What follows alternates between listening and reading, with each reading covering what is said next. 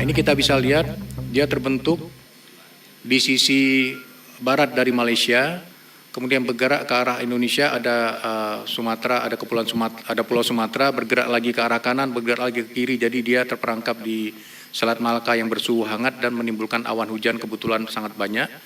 Kemudian masuk ke daratan Aceh, kemudian keluar di sekitar Aceh Tamiang.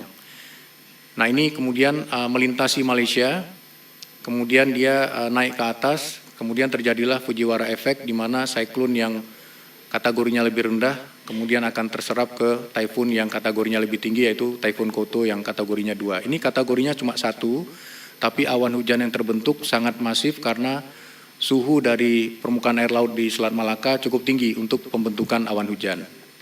Next. Nah, ini yang tadi disampaikan oleh Ketua Komisi 5 bahwa tertangkap curah hujan pada 25 November, 26 November hingga 27 November itu sampai hitam warnanya itu sangat ekstrim, bahkan tertinggi ada yang 411 mm per hari di Kabupaten Biren. Ini bahkan lebih tinggi dari hujan bulanan di sana ya, mungkin 1,5 bulan ya. Jadi ini tumpah dalam 1 hari dan bayangkan itu terjadi selama 3 hari. Nah, ini menyebabkan bencana hidrometeorologi memang sangat masif terjadi karena tanah kemudian tidak mampu atau lahan tidak mampu dalam menahan tumpahan air hujan yang demikian banyak hingga terjadilah banjir bandang, longsor, dan banjir ya.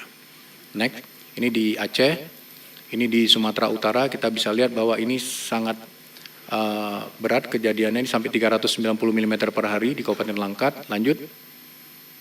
Kemudian ini di Sumatera Barat. Jadi yang memang kata kuncinya adalah siklon tropis ini bukan bencana yang lazim terjadi di daerah tropis, tapi inilah kejadian yang kita hadapi sekarang.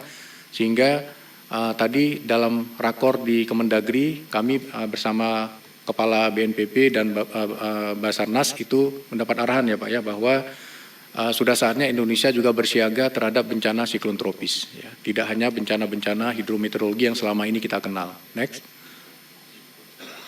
Kemudian ini slide terpenting yang perlu saya sampaikan hari ini, bahwa periode pada November sampai Februari nanti, ini sekarang kita masuk Desember, bahwa ada ancaman terjadinya atau terbangkitnya bibit siklon di perairan selatan dari Indonesia. Mulai dari Bengkulu, kemudian Sumatera bagian selatan, di selatan Pulau Jawa, kemudian Bali, Nusa Tenggara, Maluku, hingga Papua Tengah dan Papua Selatan. Ini adalah daerah-daerah yang rawan terjadinya bibit siklon yang dapat berkembang menjadi siklon tropis. Tentunya akan ada ancaman curah hujan tinggi, bencana hidrometeorologi, dan juga gelombang tinggi. Ya. Next. Ini sekedar gambaran Bapak Ibu sekalian, yang paling kiri itu adalah siklon tropis Cempaka di perairan selatan Jawa di Yogyakarta tahun 2017, ini kategori 1. Kemudian pada 2021 itu siklon tropis Seroja, itu perairan NTT, dan kemudian kita menghadapi lagi di tahun 2025 yang tadinya di daerah utara terjadinya 24 tahun yang lalu ya. Pada tahun 2001 ini terjadi lagi siklon Senyar di Selat Malaka.